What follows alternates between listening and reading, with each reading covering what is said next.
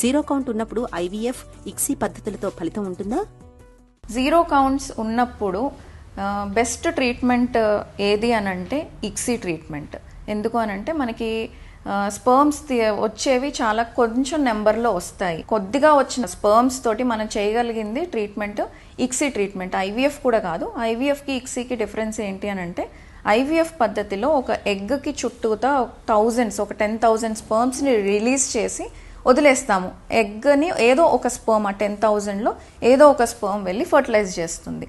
కానీ మనకి zero counts ఉన్నప్పుడు హండ్రెడ్స్లో కూడా రావు స్పర్మ్స్.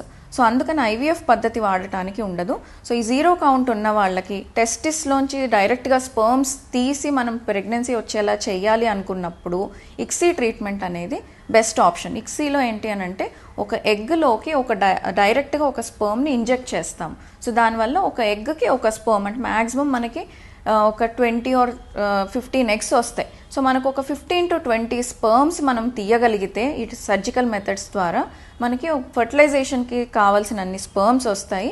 సో బెస్ట్ రిజల్ట్స్ మనకి ఇక్సీతో వస్తాయి.